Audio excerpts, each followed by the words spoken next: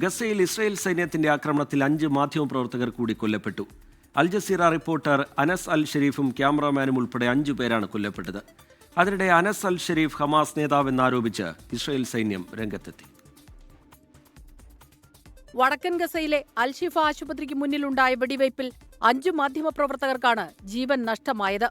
ആശുപത്രിയുടെ പ്രധാന കവാടത്തിനടുത്ത് മാധ്യമപ്രവർത്തകർക്കായുള്ള ടെന്റിൽ കഴിഞ്ഞിരുന്ന ഇവർക്കുനേരെ സൈന്യം ആക്രമണം നടത്തുകയായിരുന്നു.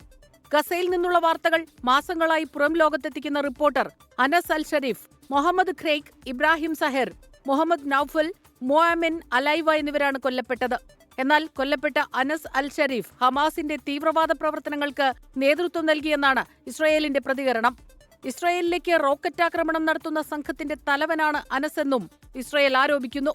എന്നാൽ ഗസയിൽ നിന്ന് യാഥാർത്ഥ്യങ്ങൾ പുറം ലോകത്തെത്തിച്ചതാണ് മാധ്യമപ്രവർത്തകരെ കൊലപ്പെടുത്താൻ കാരണമെന്ന് അൽ ജസീറ ആരോപിച്ചു. ഇതോടെ ഗസയിൽ ഇസ്രായേൽ ആക്രമണത്തിൽ കൊല്ലപ്പെട്ട മാധ്യമപ്രവർത്തകരുടെ കണക്ക് 237 ആയെന്ന് ഗസ സർക്കാർ മീഡിയ ഓഫീസ് സ്ഥിരീകരിക്കുന്നു. അതിനിടെ ഗസയിൽ പട്ടിണി മരണം 200 കടന്നു.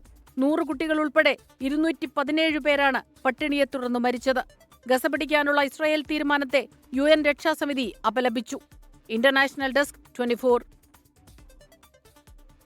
ലോകത്തെവിടെയായാലും ഏത് സമയത്തും 24 വാർത്തകളും ഓഗ്മെന്റഡ് റിയാലിറ്റി പാക്കേജുകളും എക്സ്പ്ലെയിനറുകളും വിശദമായി കാണാൻ ഞങ്ങളുടെ യൂട്യൂബ് ചാനൽ നിങ്ങൾക്ക് സബ്സ്ക്രൈബ് ചെയ്യാം.